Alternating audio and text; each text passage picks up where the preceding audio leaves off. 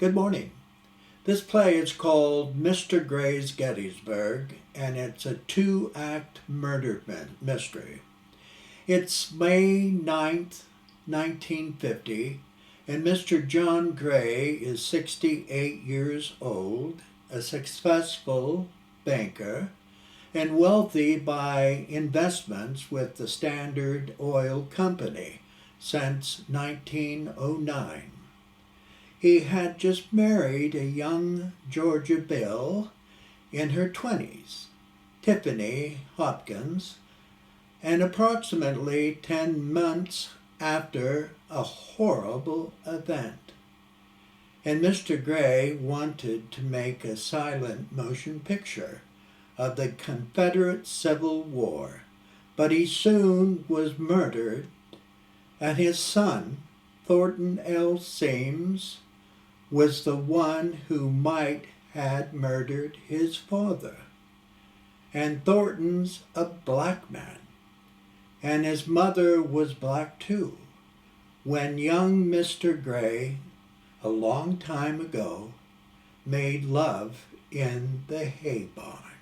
The lights slowly rise on Mrs. Gray and the Colonel engaging in a passionate kiss. He's a light sleeper. Does this frighten you? The Colonel quiets her with another gentle kiss. You have a dangerous appetite. Can I ever dare look at you in your eyes when in your husband's presence without his detecting my misgiving desire? Hush now.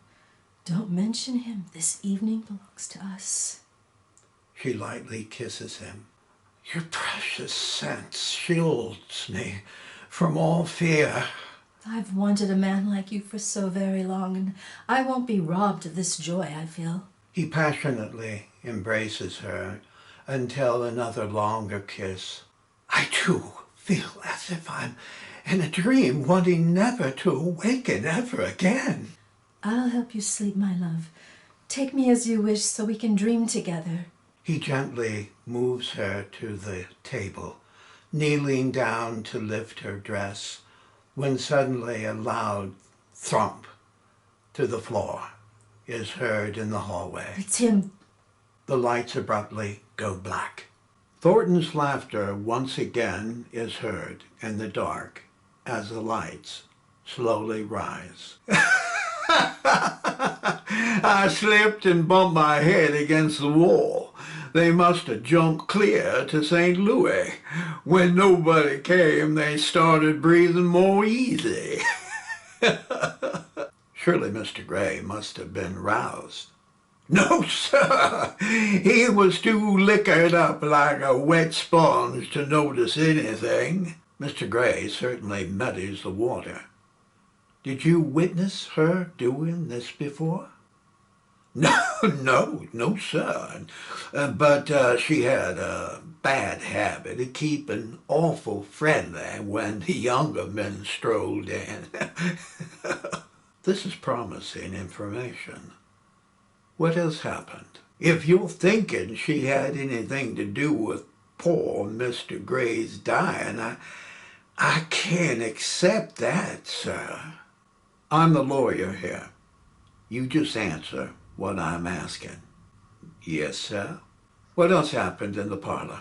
The light begins to dim. Well, when I got quiet, the cat walked in and out of the parlor, pushing a giggle out of Mrs. Tiffany. The lights dim to black. The lights slowly rise in the parlor, with Mrs. Gray and the Colonel cuddled together. It's John's Persian cat, Delilah. She must have tipped over one of our vases in the hallway.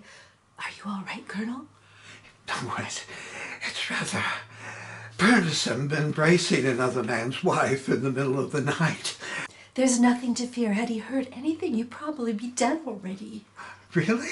Oh, yes, John. He's a severely jealous man. He would kill you on the spot if he found you encroaching on what's his. Has he ever done anything like that before? I would never know, but a couple of his young associates he had over for dinner surprisingly disappeared. John is definitely a man you don't want to cross. I believe we should, and I believe we should end our evening then. What a shame, and it's getting so cozy. Before you go, I want to tell you something.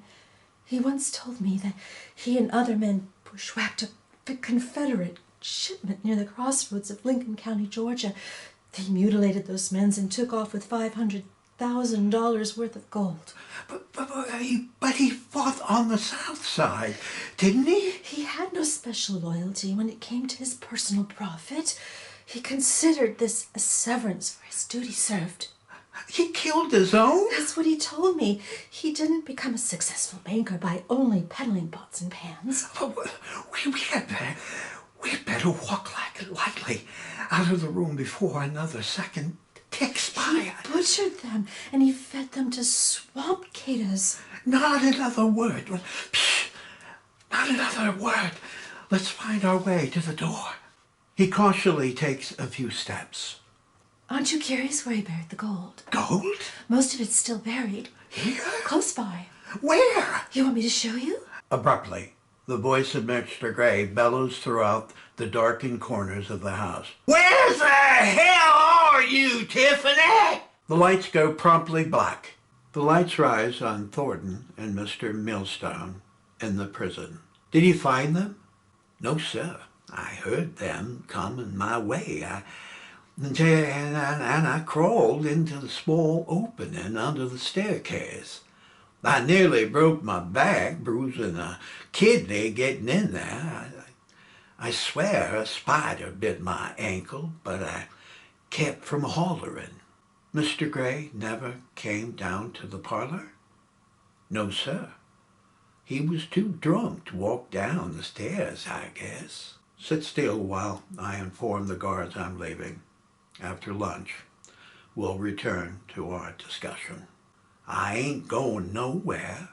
Mr. Millstone stops and turns to Thornton before exiting. After Holmes left you, said Mr. Gray went up to bed. Is that correct? Yes, sir. He was snoring like a baby as I lifted his shoes off his feet. It's like I said. If Mr. Gray wandered off after I tucked him in, I would have known about it, 'cause all the walls have ears. They tell me everything. Mr. Millstone exits, leaving Thornton sitting with his shackled hands resting on the table. The lights slowly dim to black. Intermission.